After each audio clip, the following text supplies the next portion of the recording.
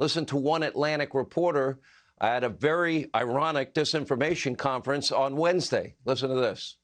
Do you think the media acted inappropriately when they instantly dismissed Hunter Biden's laptop as Russian disinformation? And what can we learn from that in ensuring that what we label as disinformation is truly disinformation and not reality? My problem with Hunter Biden's laptop is I think totally irrelevant. I mean, it's not whether it's disinformation or, I mean, I don't think the Hunter Biden's business relationships have anything to do with who should be president of the United States. So I don't find it to be interesting. I mean, that would be my problem with that as a major news story. Now, this might be my favorite, not to be outdone. Make-believe journalist, full-time Fox and Hannity stalker, Humpty Dumpty referred to valid criticism of fake news CNN as a vast right-wing conspiracy. Notice that he never will answer the question that this student is rightly asking about how abusively corrupt and abusively biased fake news CNN is. Take a look.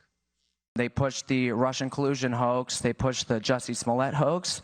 They smeared Justice Kavanaugh as a rapist, and they also smeared Nick Sandmann as a white supremacist. And yes, they dismissed the Hunter Biden laptop affair as pure Russian disinformation.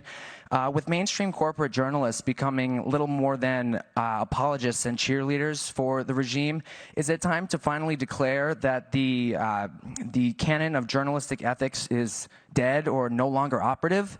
All the mistakes of the mainstream media, and CNN in particular, seem to magically all go in one direction. Are we expected to believe that this is all just some sort of random coincidence, or is there something else behind it? It's too bad. It's time for lunch. You have 30 seconds. No, I mean, there's a clock that says 30 seconds. But I think my honest answer to you, and I'll come over and talk in more detail after this, is that I think you're describing a different channel than the one that I watch. But I understand that that is a popular right-wing narrative about CNN. That student was 1,000% right on every issue fake news CNN got wrong. And little Humpty Dumpty, he sat on a wall and he had a great fall and he couldn't answer the question. Never forget, the Russia collusion was 3 years of conspiracy theories and lies and a hoax. What he said about Justice Kavanaugh was true, and he wasn't a rapist. Fake news CNN ended up paying high school student Nicholas Sandmann a ton of money after they viciously smeared him on their network. That's not a right-wing narrative. Humpty, that's called a fact, something you don't know anything about, which brings us to MSDNC.